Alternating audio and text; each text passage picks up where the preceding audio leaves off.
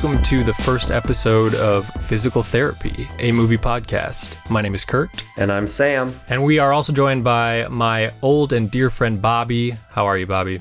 I'm doing swell. Thanks for having me, Kurt. And Sam. Thank you for being here. This is a show about movies, and essentially a show about movies that's inspired by physical media. For me, that's Blu-rays, 4K mostly. We might get into DVDs. But each week we'll be here talking about what we've watched or picked up, the latest announcements in Blu-rays, what we're looking forward to, and specifically talking about usually a new release or a reissue that has us excited. Today that is Kindergarten Cop. But mostly the show is just an excuse to hang out with two of my favorite people and talk about our shared afflicting obsession. My talented and wonderful life partner, Kimberly, is also here producing the show. Hi, Kimberly. Hello, everyone. Kimberly, can you tell us where you, literally are right now? I am in our makeshift wine cellar, which is a very tiny room under our staircase. So It's like a Harry Potter hole. Yes, but I'm happy as can be and have a glass of wine, and here we are. This is our first episode, so I want to ask Sam and Bobby, I want to ask you both, what is it about physical media, physical movies that drew you in the first place and keeps you interested? It's obviously becoming more and more niche now that streaming is streaming, so. It's probably that joy in collecting and building something and having the opportunity to move through different series. And I think too, the materiality, the artistry of the actual packaging, how it is brought together, assembled, and displayed is also part of that fun. Love that, Bobby. Sam, what about you?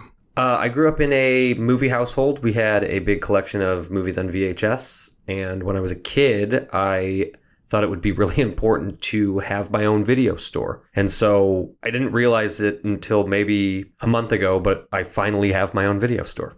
I think we're all kids of the 90s, and that is the era of VHS in its prime, I think, and video stores in their prime, and then also the advent of DVD at the end of the 90s. And so I feel like there's something very nostalgic about picking up a movie, holding it, collecting them, putting them on a shelf that is just inherent, I feel like, to people of our generation, or at least, I don't know how many people still do it, but I think a lot of people can relate to that feeling. Well, to Bobby's point, I mean, being able to curate your own playlist of what you want to see that day. When I want to watch Creed, I want to be able to walk out to my shelf, pull Creed off the shelf and put it on and not worry about where I'm going to find it, if it's streaming, if it's not. I think that's an important thing.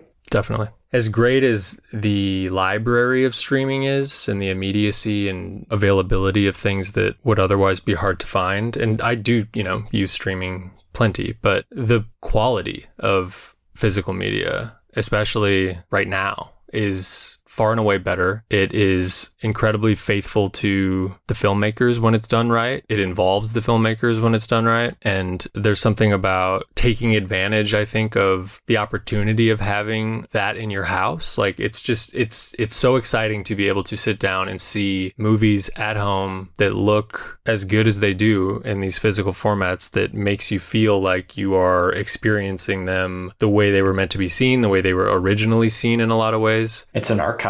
Yeah, it's like an archive. It's like watching a pristine print that would have gone to a theater the day it came out in 1975, whatever, and that's so addicting to me. Not only am I consuming this stuff and collecting this stuff to see movies I love and discover new movies, but I just I can not wait to see how it looks every time. And when it looks good, it's just, I geek out. There's nothing greater than, being able to pull up a movie that was shot on film and watching it on a nice TV and getting that film grain, feeling like you're sitting, as you said, Kurt, in your own theater and seeing the movie the way that everybody intended, who worked on the movie, intended it to look. I mean, it's awesome. And to your point, the director's, filmmakers' involvement in that presentation, the best physical media is involving the creative people behind these movies. I remember thinking about the VHS to DVD shift and full screen aspect ratio, which was standard of televisions, to widescreen and that whole concept. And so even being the first way to see and understand film itself and what it means. I remember thinking, oh, why can I buy Jurassic Park on DVD in both widescreen and full screen? But I think in the best ways, it does preserve what movies, at least I didn't see in theaters, maybe were before my time. It allows me to access the past in a way, like with bonus materials and archival footage and theatrical trailers, the whole package, I think is what makes it just so comforting, as you both have said. I mean, the other thing, like, film, literal physical 35 millimeter, whatever, even 16 film, the inherent resolution, quote unquote, of film has never truly been seen like it is being seen now on these formats. Even 4K is technically like, I don't think even what the actual negative of a Charlie Chaplin movie has to offer. It's close, but you mentioned like being sort of a window to the past. That's what's amazing to me is when you put on like a silent film, like I was watching like one of those Todd Browning recent releases, a silent film from, I don't know, the 20s. And it's just like stunning. They're like in the room. And it's over 100 years ago. And the fact that these brand new formats can bring out something that has always been there is just, I love it so much. Okay, so I'd love to hear about, the three of us I know every day or all week long, we're watching things, we're rewatching things, we're buying things, we're discovering things. I'm curious, how are your weeks? What'd you see? I had a bit of a different week because I was on the Oregon coast with my parents who were in town. And I specifically asked the house that we were staying at if they had a Blu-ray player because I was going to bring a bunch of movies with me. Do you do that every time you go to a house? I mean, I try to. There's always got to be stuff for the end of the night. Unfortunately, they didn't have a player. So we ended up streaming some stuff. So I watched Jack Reacher 1 and 2, the Tom Cruise movies. The second one is bad. The first one was fun enough. And then I've been trying to get my parents onto a John Carpenter kick over the past couple of years. We've done ones like The Fog and The Thing and Halloween. And so I showed them Assault on Precinct 13, which my parents ended up really loving. And it was a great rewatch. Unfortunately, I did not watch the Blu-ray of it, and it was streaming. So the quality was fine. It was a strange week. And I also watched The Core. Whoa. Is that good? No. What's the plot of The Core? The Earth's core has stopped rotating, and so the Earth is going to start heating up. So it's basically Armageddon, but on the Earth. And with Hilary Swank. and Aaron Eckhart. Yeah. Ooh. So it's inward Armageddon. Yeah. They have to go through the ocean a lot, and there's like a whole... And it gets hot. There's a whole subplot about whales. This movie sounds tight. You'd love it. It's pretty silly. Entrapment director. Oh, shit. I loved Entrapment. That was a DVD. That was like part of my initial 20 DVDs. Really? Entrapment. Absolutely. Oh, wow. And I remember I wanted the special edition, which they did that at the time. There was like a regular DVD and then a special edition. What was that had special a gold about cover. It? The bonus features. And I just ate that up. And what a great movie. So romantic. It's a good one. I hope the first thing you say you watch this week is Entrapment, Bobby. It's actually going to be. This is like, I don't own that. And I want to hyperventilate right now and figure out how quickly I can find that exact. Well, that's what's so great about physical media too, is sometimes it's fun going back and finding, if I haven't kept it, like a relic of the past that is out of print or, It is on Blu-ray. All right. Episode 4, Entrapment. This last week was particularly poignant because I suffered a tragedy recently where, due to all the rain, there was a leak in my closet where a batch of Blu-rays was damaged. And it was tragic. Yeah, so they had to fix my entire ceiling. And so I couldn't really access my collection. I couldn't really access TVs. And it was a really hard forced separation. I hope I don't have to experience it again. But when I did get a chance to watch something, I got the Criterion of Mudbound, Dee Reese's Mudbound, a Netflix licensed Criterion. And it's beautiful. Carey Mulligan is really excellent, and the whole cast is excellent. And the cinematography is rich and it's dirty. It's got such amazing tones and shadows. And so I don't remember that experience watching it on Netflix, but I was moved by how it looked on Criterion Blu-ray. Did they just put that out? Yeah, I would say within the last month and a half. Nice. Kurt, what about you? What'd you watch? I had a very funny, like, pseudo musical double feature. The first of which was Robert Altman's Nashville. I watched it on Paramount Presents Blu-ray, not the Criterion. I think it's a different transfer. They're both good, though. Nashville is, 1975 Robert Altman's ensemble classic about musicians and political workers who are preparing for like a tribute concert for someone running to be the Republican primary candidate. And there's just kind of nothing like it. It's like Robert Altman at his absolute top of his game. I've been actually taking like an online class with an old professor, Sam, who you know, about Robert Altman, and I've been watching a lot of his stuff. Shout out to The Long Goodbye. If you've never seen The Long Goodbye, oh my God. Kimberly brought that up the other day. It's so good. It's so good. My knowledge of Robert Altman is very, very slim.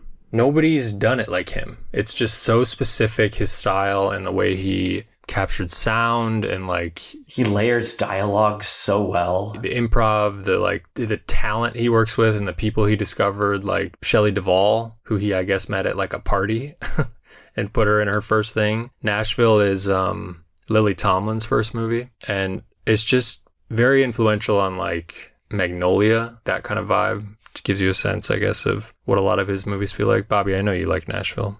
Oh, it's I would say in my top 10. I love it. I watch it often. I mean, it's 3 hours, or it pushes 3 hours. And it's just packed with characters and interactions, and the spaces and the cultures and the way he parodies and sends up these spaces, whether it's, I think MASH's Korean War camp. Yes. Yeah. And, an upstairs, downstairs English castle, Hollywood. It's just, he's so smart. He's so cynical and celebratory at the same time. He really subverts genres. Like he made kind of every genre like that's popular. He has like a version of. He's got a horror movie, he's got a Western, he's got a detective movie. Nashville is just like an incredible movie about America and like American politics. American politics is definitely part of the story, but he uses musicians and gospel musicians and like country musicians in Nashville as kind of whatever metaphor for it, I guess. And it's really moving, and it's one of those movies where it's like you feel like you're seeing today, even though it was 50 years ago. Wait, let me ask you, what is his horror movie? Images. Oh, okay. Yeah, that's right. Arrow put that out a couple of years ago. Yep. It's great. It's horrific too. Like very scary. Susanna York won the Cannes Prize for acting that year, and she's so good. Man, it's bogus how much the Oscars overlook horror. Oh yeah. Images is amazing. Just like his use of like subjectivity in that movie, it's just very disorienting. Like you're really in the head of someone who's going through kind of a mental freak out, and the way he shoots it, it's totally subjective too. Yeah. John Williams, yeah, a occasional collaborator in his early career. Yes. The other side of my pseudo musical is Gaspar Noé's Climax. Wow. Which I had seen in the theater. Have you guys seen it? I never finished it. I saw about an hour of it. I loved it. I thought it was so disorienting and disgusting. It kind of I had a visceral reaction to it in the way people talk about his other movies being a sucker punch. But that one, how it climaxed, it was very jarring and pleasurable. If anyone hasn't seen Climax, it's from, let me see, 2018? Yep, 2018. Climax is about, it's French film. It's about a French dance troupe who are they're essentially rehearsing for a show that they're going to perform in New York City. And they are in the bottom of a abandoned school, basically like in a gym. And near the opening, there is a dance number as they're finishing up the rehearsal that, I don't know, it's like 15 minutes long maybe, and it's just an incredible dance. This movie has amazing dance in it all throughout it, but they're celebrating afterward because this is their last rehearsal before they're gonna leave for New York, and they're all drinking sangria, and someone has spiked the sangria with LSD. So the rest of the movie becomes this kind of slow descent into hell, basically, as experienced through dance. And it is, as you said, Bobby, like terrifying. It's grisly. It's grisly. It's gross. Yeah. And hilarious. Hilarious. The way you're watching people trip against their will through dance is something to behold. It's very great. There are a lot of long shots in it, long takes. There is one that is apparently like 42 minutes long in the kind of when things start to go off the rails. You're just like in this location moving down these hallways. The lighting is getting all awful and like colorful, and it's very, very visceral.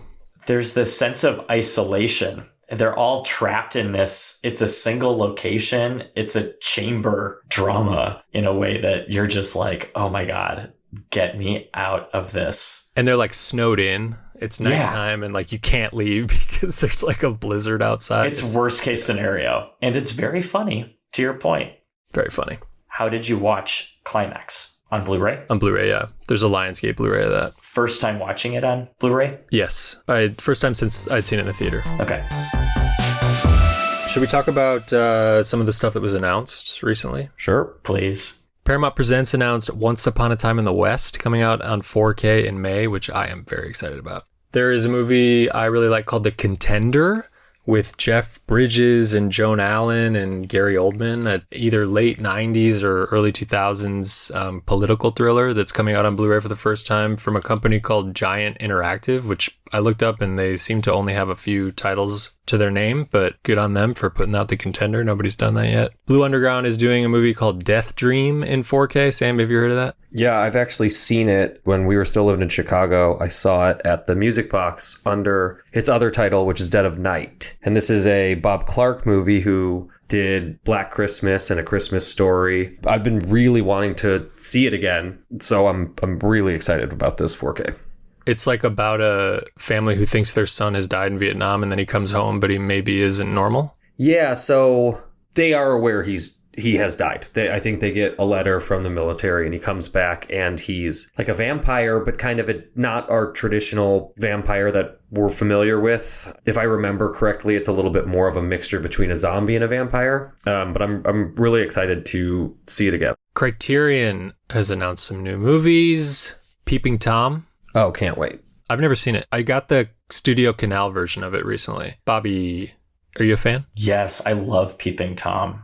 I got the original Criterion when it came out. DVD? Yes. I don't know if I knew that they put it out before. Yeah, and it's an early release that went out of print pretty quickly with the Studio Canal, and it was never like reissued other than that first printing. It's so fun and colorful, and I can't wait for the Criterion re-release. It'll be great. Here we go. May, Blu-ray Criterion of Anatomy of a Fall. I'm very excited for that. Only a Blu-ray, but that rules that they're doing that. Kim, I know you love it. I love it. It was great. I really liked it too. I thought Sandra Hüller was the performance of the year among the very top. It's the hashtag at the beginning that started it that said, "Did she do it?" It made me watch the movie with, I think, the wrong lens. And I'm excited for, honestly, the Blu-ray to revisit it in a different context, because I think that was poor American marketing. I don't know if that was something that Neon took on in theatrical releases, but it felt disrespectful to the movie that was made. I don't know. I don't mean to speak for the director, but... Do you think it might not be on the disc? I'm hoping it isn't. I remember in the release, it came before all the studio logos, and it kind of felt like an insertion. And I should do more research to see how it was marketed abroad. But for some reason, that didn't read authentic to why one was watching the movie. Got it. Maybe that was the point. Maybe I'm being too literal or misreading, but I thought it was great. It should be nominated for all those Oscars. Arrow also announced Narc, The Long Good Friday, Night Falls on Manhattan, Pandemonium, and Crimson Peak. Any of those exciting, anybody? I remember seeing Narc when I was young and not really getting it, so I'm excited to visit that again, as well as I've not seen The Long Good Friday or Night Falls on Manhattan, but it's kind of a cool crime movie slate from Arrow. Yeah, I remember seeing Narc as well, and I remember liking it. I couldn't tell you much about it, but I remember the collective opinion on it being that it was like great and underrated, so I'm excited for sure to revisit that. And Crimson Peak is a movie that I have on Blu-ray that I actually love, and I'm tempted. It's one of Arrow's limited edition ones, so it's gorgeous, but also expensive. I'm a little on the fence about it, but I do really love that movie. It's delicious. Jessica Chastain at the end. What's up with The Crow? That's my question. Paramount is putting that out on 4K in May. You know, I've only seen it once when I was young, and I remember thinking, like, why is this the movie that everybody loves? I don't get it. So I'm really interested in watching it again. Is it because of the controversial production and Brandon Lee's death? I'm wondering if that fandom and that narrative kind of propelled its cult status. It's good, but it didn't make a huge mark in my viewing. I do think you're right. I think that just the awful tragedy of the production definitely made it rise in people's minds and popularity to some degree. But I also think that there's like a group of goth kids who were at the perfect age in 1994 who really just identified with that movie and the look of it and the feel of it. It's a mood. A couple other ones that caught my eye were Kind Hearts and Coronets. Kim, I know you love that. Yeah. Top 10 films. Have you guys seen that? I have not. I love it. It's so funny. It's so funny. Alec Guinness. Yeah. It's just incredible. It's often listed as, one of the top 10. It's certainly a British cinema too. Yes. It's like the epitome of British cinema. What year is it? I think it's 50s? 40s. No, 40s. it's earlier. Oh, wow. Okay. 49. I don't think I've seen Steel Magnolias. Oh my God. I love it. It was a it is childhood great. favorite. We used to watch it, God. my sisters and I, because it was PG. We could all watch it when we were really little. And we used to watch it on road trips, VCR, TV combo. We didn't watch Steel Magnolias in the car, but we did the same thing. Had a TV VCR combo in the van for long trips. How'd you get it in? My mom built a piece of wood that the TV sat on, that the wood sat between the front seat armrests. Exactly. And the model you got was particularly important with the model of your car. Like it was a real joy once you found the one that fit. We had one too, and we had it plugged into, it was like a brick that had an AC input, and then it went into like the cigarette lighter of the car. Yep. Yeah. Oh yeah. I've only ever seen Steel Magnolias on, I believe, USA Network when I was a kid. So I'm excited to see the not commercial break version of it. Without spoiling it, is it really sad? Oh, yeah. I mean, I cry every time I see it. Oh, weepy. Very. I get it confused with all the other sad ones, like Terms of Endearment. other than Same Terms cast. of Endearment, which I absolutely love. But I remember Fried Green Tomatoes being very sad. They're all around the same time, too, I believe. Julia Roberts' first Oscar nomination. She's phenomenal. She's got to be so young in it, right? She's very young. It was It's like right after 91. Mystic Pizza. Yeah. Columbia TriStar's putting that one out, and their transfers are always so great. And I know that one's like, they went back to the camera negative for it, so I'm sure it will look great. The last one I want to mention is there's a company called 88 Films, which is putting out American Pie in 4K. I bring it up because recently I bought American Pie on Blu-ray when I was in this little phase of revisiting. I'm not sure this phase is over. A lot of the kind of raunchy comedies I was watching when I was 13. I, for some reason, started doing that again. American Pie, I bought it on Amazon and it showed up and I opened it, sealed, brand new. And inside was a disc labeled Problem Child 2. And I looked at it for a while and I said, maybe this is like a joke from the movie that I don't remember. Like he has a porn tape that's like labeled Problem Child 2 in order to like trick his parents to not look at it or bust him. I put it on. It was Problem Child 2. Did you watch it? Like 5 minutes. There's a great scene where a lot of people vomit on a ride that spins around and around, and it's gross. The second one specifically? The second one specifically. But My God, what happened? Is that Universal's fault with their distribution? Is that manufacturing? Is that Amazon? Do you think there's some kid out there that got Problem Child 2 and it was American Pie? Absolutely. And that's going to be a problem. I don't know. That kid might have had like the best night of his life. We're here for one reason today, and that is 1990's Kindergarten Cop. A new 4K Blu-ray combo pack came out from Kino Lorber. Okay, we're going to be conscious of spoilers on this show as much as possible, even for a 34-year-old Arnold Schwarzenegger movie. But Bobby, why don't you start and give us a little rundown of Kindergarten Cop, if you would? Kindergarten Cop, 1990 rom-com crime thriller hybrid, stars Arnold Schwarzenegger, who has to go undercover as a kindergarten teacher to pursue and put away a drug dealer. Had you both seen this movie? This is like, I don't know if it's in my top 10, but I fucking love this movie. This movie's so nuts. We don't get movies like this anymore. It's just perfect. I had seen this when I was a kid, but it was on TV and it was with my dad who loved Arnold Schwarzenegger. And so we'd watch these movies. And I remember I tried to rent the VHS, or we did rent it, and then it was not edited for young viewers. And so then we had to wait until it was back on TV to watch it again.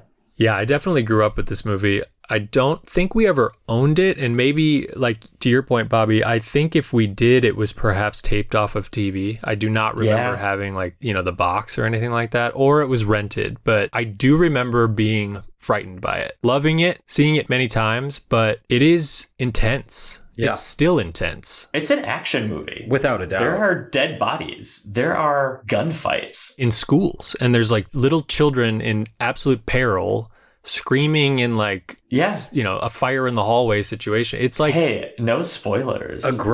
A grown man starts a fire in a school in this movie. It's insane. It was funny because I watched this, as I mentioned before, my parents were visiting this past week.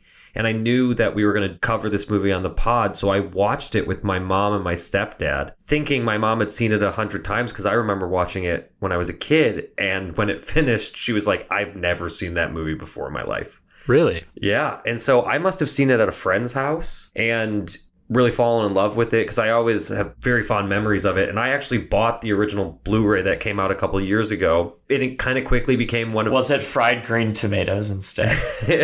It became one of my, like, after the bar, after work, like, late night movies where I'd get home and just go to the shelf to pick something up and it would just be Kindergarten Cop. So I've seen the first 25 minutes of Kindergarten Cop probably 600 times at this point, but it's just... What do you enjoy? What are your favorite moments that you just are, like, totally down for every time you put it on? I mean, that fake beard that Arnold has on in the beginning is... It's kind of sexy. Phenomenal. It's so fuzzy. The 4K does not do any favors to Oh that my beard. God, no.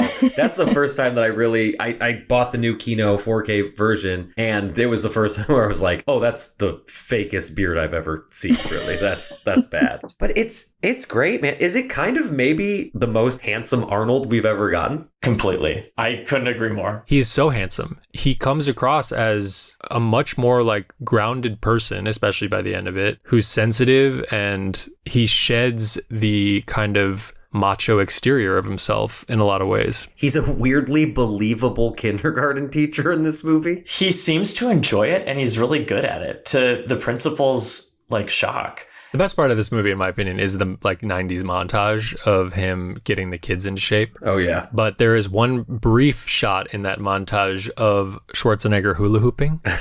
And he looks happier than anyone I've ever seen in my life. Admittedly, I did scroll through IMDb trivia on this movie and learned, I didn't check sources, that Arnold Schwarzenegger had said that this was his favorite movie to work on because he got to play with kids all day. I believe it. And he, I think only a year or less than a year became a dad before this started. So he was, I think, just in a different headspace. you can see it in the performance. It's kind of silly to talk about it in these terms, especially having it be a 34-year-old Arnold Schwarzenegger movie, but he's very like lifelike in it, and it's not as robotic as the Terminator. I mean, even the opening scene, they do such a good job of here's a guy who's given up his entire life for his job. I mean, you can smell him through the screen, basically. He looks like he hasn't slept in a month, and he just reeks like whiskey, and he's just walking around a mall with a shotgun. It's crazy, man. That coat is so crazy.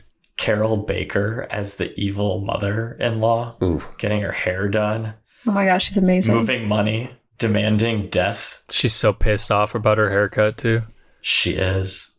Baby doll. She's an Oscar nominee. Her last film is The Game. Oh, wow. One of your favorites. That's true. Also, so Linda Hunt is in it too, who won an Oscar for playing a gender she wasn't, a man. Year of Living Dangerously, right? Yeah, the Australian Peter Weir movie. So Richard Tyson plays Cullen Crisp, the drug-dealing antagonist of this movie. I don't know if I've ever seen him before. I wasn't aware that I had until doing some research on this. He is in Black Hawk Down, which immediately when I found that out, I could picture him in Black Hawk Down. I can't explain what he does, but I can see what he looks like in that movie. He does not have a ponytail. And he's also, I guess he's in Me, Myself, and Irene. Wow. Which is a movie I've seen many times.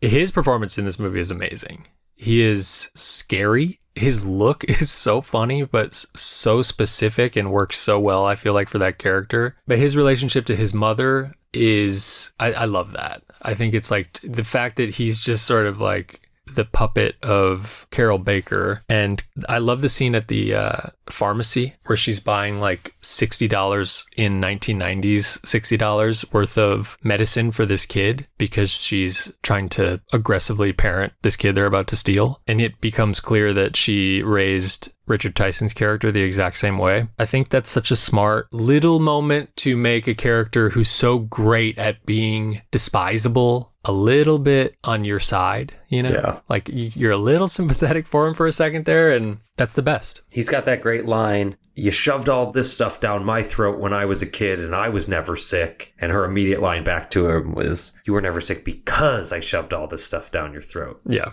It does paint him in a slightly different light. And then he kind of goes off and does more terrible things. And you say, okay, maybe not.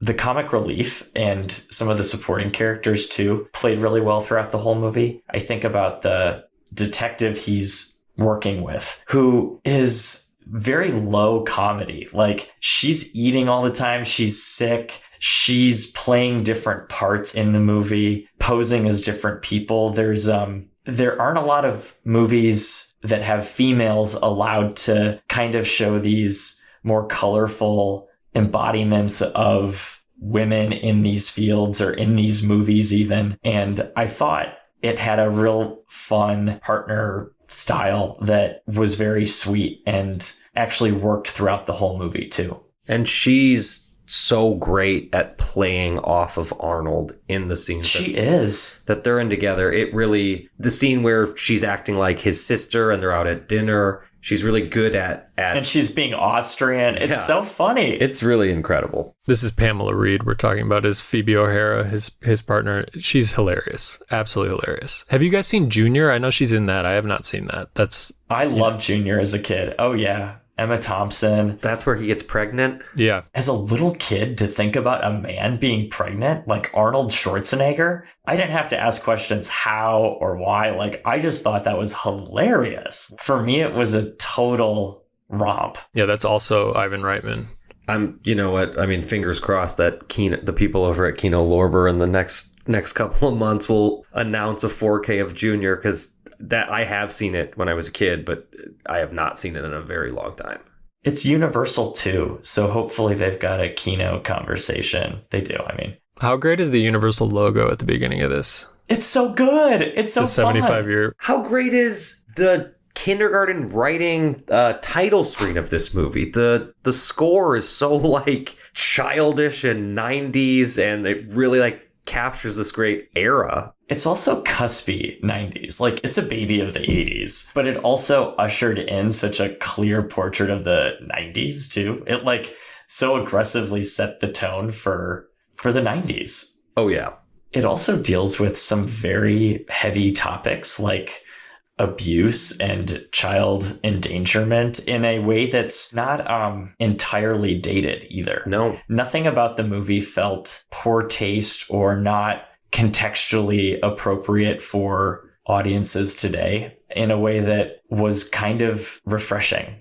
Truly, this is a light spoiler territory, but there's a small subplot with a kid who is bullied and doesn't have a great home life. And the way that character is dealt with is really pretty moving, especially for what on paper is a silly PG-13 Arnold Schwarzenegger action comedy. The way they handled certain things, and that's probably Ivan Reitman really just knowing where the emotional stakes are and being able to manipulate them in a way that doesn't feel disingenuous. Yeah, you get to see Arnold's character deal with it as a teacher and really guide, that little boy to a better place in the classroom and outside of it, I guess, too. Like, I think his interaction with that boy's dad is kind of one of the best representations in the movie of his transformation. Mm-hmm. Yes, it's violent, but it's also restrained. I think completely. I think that where we see him earlier in the movie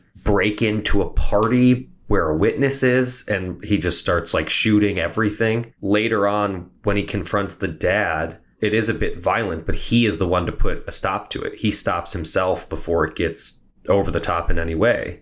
There are real character arcs too. I mean, you do see pretty clearly how characters grow in this pathway. And I think a lot of that is because of this hybrid genre that works. The first 20 minutes before a kindergarten classroom is, mentioned, let alone gone to. This movie looks like The Terminator. It looks like a Schwarzenegger movie. He is playing that type of character in a big trench coat with a shotgun. Other than like the only real giveaway is that opening title sequence where there's sort of it's like kind of crayon effects, on the titles. Backwards R. Yeah, I was gonna say, isn't one of the letters backwards? Yeah, exactly. That's what's so fun about it is like it is really walking this tightrope of genre the whole time, where it's sort of a kid's movie, but it's really not a kid's movie. And that opening doesn't look like a kid's movie, and then it does look like a kid's movie, but it never feels like one. So it's kind of just in a class of its own, Kindergarten Cop. And I feel like it is one of those things where maybe it means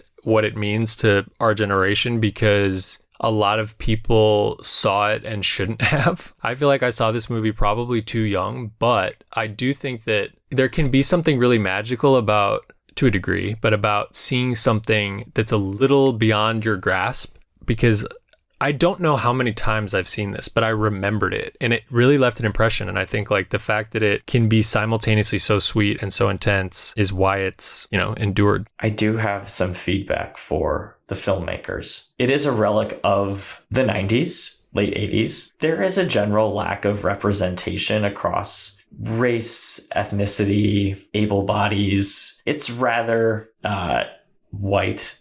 Totally. What stuck out to me was Kathy Moriarty is coming to see Arnold, and her son. She's like, I'm worried about my son. He's been playing with dolls. And Schwarzenegger's like, you know what? It's okay. I noticed this too. He plays with the dolls because he uses them to get close to the girls so he can look up their skirts. Yeah, he says he uses dolls to look up their skirts. And then like Kathy Moriarty's like so relieved. Oh, thank God. that her son is not playing with dolls. He's just a fucking creep. Well, and she's also relieved too because earlier, I think a scene earlier, she's like, my husband left me for another man. Yeah. So, Also, all these thirsty women in Astoria, Oregon is really funny to me.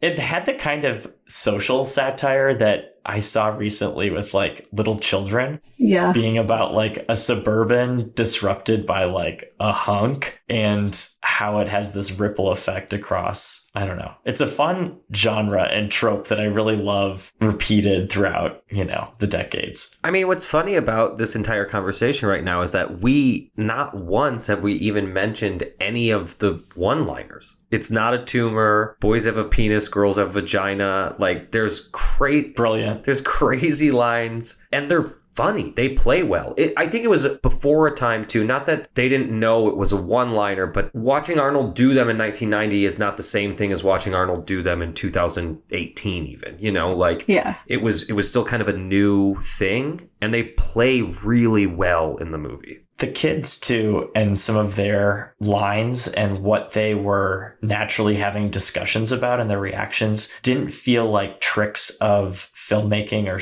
working with children, and that they weren't saying things or put in scenarios that were too out of the realm of possibility. To your point, penises and vaginas. Like, how many teachers have been in classrooms where there's the little kid that just like won't shut up about female anatomy? And like, it had a way of not using children as vehicles for adult humor, if that makes sense. And I like the humor played very tasteful in very delightful ways. Plus, at like 45 minutes into the movie, Arnold Schwarzenegger just has a pet ferret all of a sudden.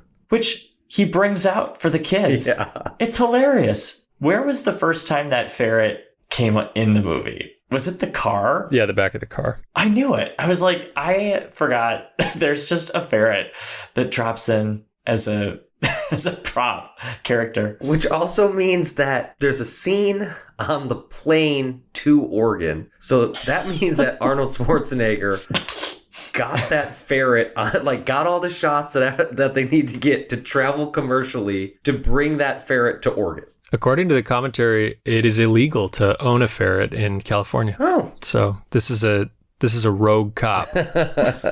It's also shot in Astoria, Oregon, and it looks beautiful. I've been to Astoria many times. It's about a 2-hour drive from Portland. It's a great town. I mean, even just the scenes at the school fundraiser, which is outside, and just the lush greens of the grass and like the hills that they're on. You get a nice wide shot of Haystack Rock, which is the rock in the Goonies. It's a beautiful looking movie. Michael Chapman is the cinematographer, and his credits are impressive. If I'm connecting the dots correctly, like he's worked with Martin Scorsese, like he's excellent at his craft. And to see the colors and the settings, the land and the green grass, it was beautiful. Yeah, I mean the video transfer on this is absolutely amazing, and it's in HDR, Dolby Vision. So HDR is basically like a very wide range of color and exposure, like latitude. So you can get a lot of detail in the brights all the way down to the darks. Like there's just a huge gamut of information there. But yeah, Michael Chapman is a legend. He shot Raging Bull, he shot Taxi Driver, he shot Invasion of the Body Snatchers in 1978, and then went on to do The Fugitive and Primal Fear. He was also, before he was a DP, a camera operator on The Godfather and Jaws. So wow. He has been around. I think the budget was relatively small. Yeah, it was about a $26 million budget for this movie. And you would think just certain things would get kind of tossed by the wayside, where it's like, okay, well, we're making, an undercover Arnold Schwarzenegger action comedy. We can get whoever to shoot it. But the fact that Ivan Reitman sought out people who he could trust in making this stuff, it really pays off 34 years later.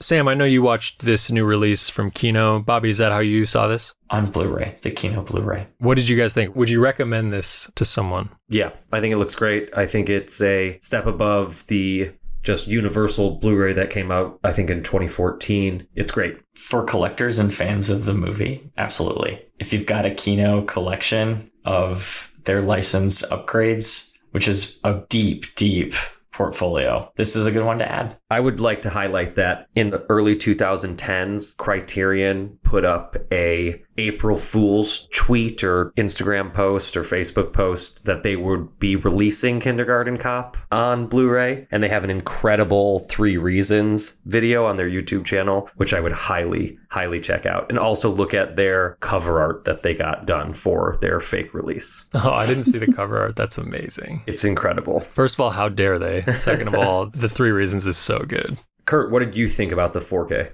I thought it was great. I did not have this on Blu-ray. I hadn't seen this in forever, but absolutely worth it if you like this movie. I'm a big fan of Kino's style, so the packaging on this, we'll put a picture of it on the Instagram, but it's Their style is very basic. Like their first runs always have slip sleeves, and that slip sleeve is almost always like the theatrical poster. And then usually that's the artwork underneath. Sometimes it's different or reversible, but I love their design. I'm always excited when Kino's putting out something I'm looking forward to. This looks great. The commentaries are really good. There's some trailers on it. I'm not going to spend too much time on them, but if you have never seen the teaser trailer for Face Off, I highly recommend checking that out. That's featured on this disc, which is also a Kino release. So yeah, 100%. Kimmy, did you like this movie? It was such a delightful revisit. I haven't seen it since I was a kid, so it was just really fun to watch it as an adult and just kind of see it through a new lens. And man, that bad guy really gets under your skin. Before we go, I want to end each show by putting out some wishes into the physical media universe. So what I want each of us to do is wish for a movie to be released on a format that it does not already exist on. And while you're not saying your title, I want you to chant with me. I wish, I wish, I wish, I wish, I wish, I wish, I wish, I wish. I wish for Anton Corbin's Control. I wish for The Turning Point. I wish for David Fincher's Panic Room on Blu-ray. Okay, that's good. We wished. Bobby, what did you wish for? The Turning Point. What is that? It's a movie from 1977. It hasn't had a formal release on physical media, maybe VHS. I've never seen it, and I've searched high and low for everything.